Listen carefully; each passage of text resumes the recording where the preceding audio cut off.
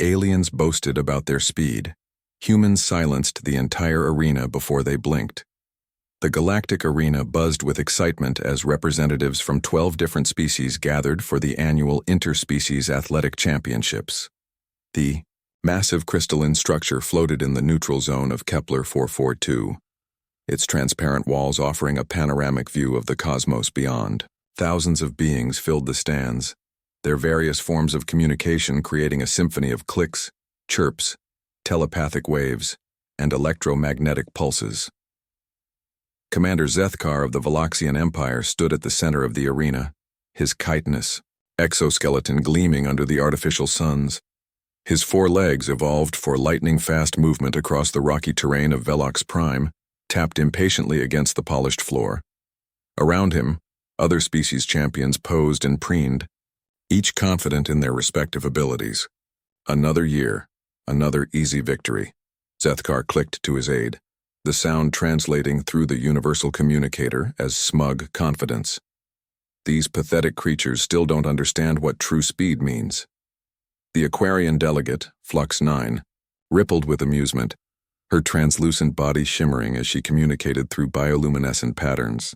The humans haven't even sent a representative yet. Perhaps they finally realize they don't belong here. A chorus of agreement echoed through the champion's area. The Draknari representative, his scales shifting from deep purple to bright orange in a display of superiority, hissed his approval. The insectoid Hive Queen's worker drone simply vibrated its wings in what passed for laughter among their species. For the past 3 years, Zethkar had dominated every speed-based competition. His species had evolved on a world where predators moved faster than sound, where a moment's hesitation meant death.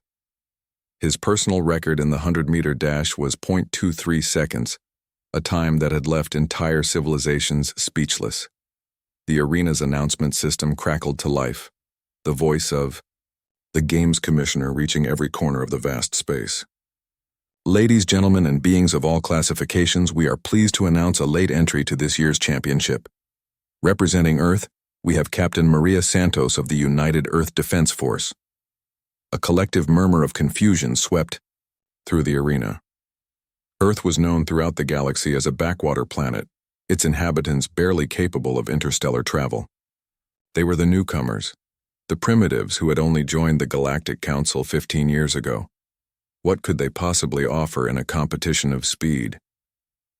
Maria Santos walked onto the arena floor with the casual confidence of someone who had nothing to prove. She was unremarkable by most galactic standards, average height, dark hair pulled back in a simple ponytail, wearing what appeared to be a basic athletic suit. No exoskeleton, no specialized appendages, no visible cybernetic enhancements, just a human. Zethkar's mandibles clicked in what might have been laughter. This is their champion? I've seen garden slugs with more impressive physiology. The other competitors joined in the mockery. The crystalline entity from Sigma Draconis resonated with frequencies that translated as derisive humor. The methane-breathing Titan representative expelled a cloud of gas that required no translation. Captain Santos seemed oblivious to the derision. She performed a few simple stretches, the kind any human might do before a morning jog. She didn't look particularly fast, nor did she display the nervous energy typical of professional athletes. She simply waited. The Games Commissioner called the competitors to the starting line. The distance was standard, 100 meters across a frictionless surface, with sensors capable of measuring time to the microsecond. 12 lanes stretched across the arena floor, each marked with the bioluminescent signature of its respective species. Zethkar took his position in lane 7, his 4 legs positioned for maximum acceleration. His chitinous plates shifted slightly, optimizing his aerodynamics. Around him, other competitors made their own preparations. Flux 9 compressed her liquid form for minimal drag, the Draknari's scales locked into perfect alignment, and the crystalline entity began vibrating at its optimal frequency. Captain Santos stepped into lane 3. She simply stood there, hands at her sides, looking more like she was waiting for a bus than preparing for the most prestigious speed competition in known space. Competitors, Prepare for mark. The announcement echoed through the arena. Zeth Cars. Four eyes focused on the finish line. He had run this distance thousands of times, 0.23 seconds. That was his target. That was his legacy. Mark. The arena fell silent. 12 competitors exploded from the starting line in a blur of motion that tested the limits of the arena's recording equipment.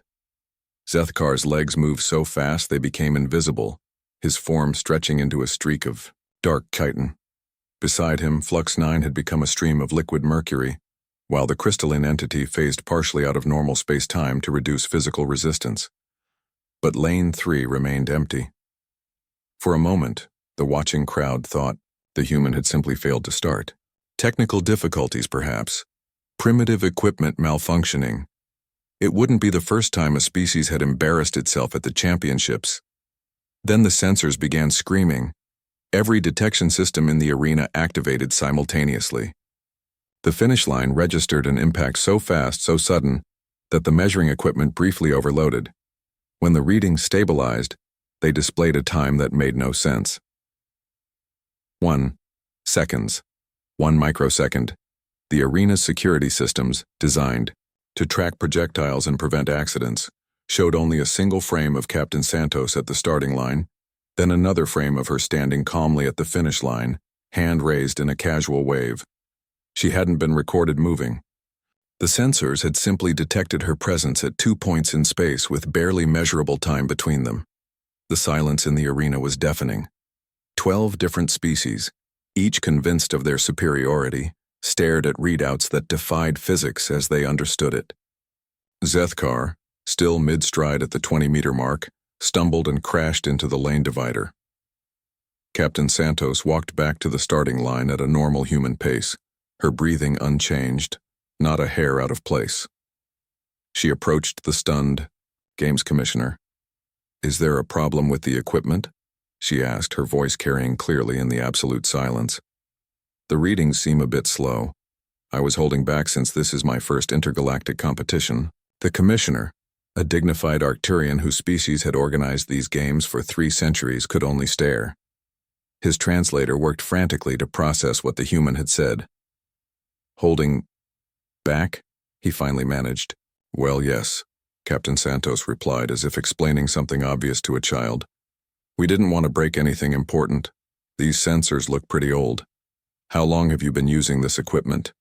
In the stands, thousands of beings sat, in stunned silence. Representatives from civilizations that had mastered faster-than-light travel, species that had evolved in extreme environments, races that had conquered death itself, all of them trying to process what they had witnessed. Zethkar finally reached the finish line, his time of 0.23 seconds displayed proudly on the board, the same record that had made him the most feared competitor in the galaxy just moments ago. Now it seemed laughably slow. How? Flux 9 managed to ask, her bioluminescent patterns flickering with confusion. Captain Santos smiled, the same friendly expression humans used when meeting new neighbors. "Oh, we've been working on making some improvements to ourselves. Nothing too dramatic. Just thought we'd try to keep up with everyone else out here. Turns out we might have overcorrected a bit." She looked around at the other competitors, all of whom were still struggling to process what had happened. "Should we run it again? I promise I'll go slower this time, maybe use only 0.1% of my capability." The arena remained silent. In the span of 1 microsecond, humanity had gone from being the awkward newcomers to something that defied comprehension. The galaxy's understanding of physical limitations had just been shattered by a species that apologized for holding back. "Captain," Santos checked her watch. An old-fashioned analog timepiece that looked almost primitive compared to the advanced chronometers used by other species. "Well, if there aren't any more events, I should probably head back to Earth. My daughter has a soccer game tomorrow and I promised I'd be there." She paused, seeming to remember something. "Oh, and thank you for inviting us. This was fun. Maybe next year we can bring some of our actual athletes instead of just military personnel."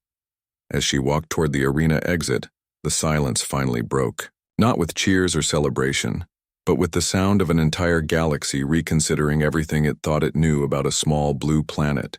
in an unremarkable solar system.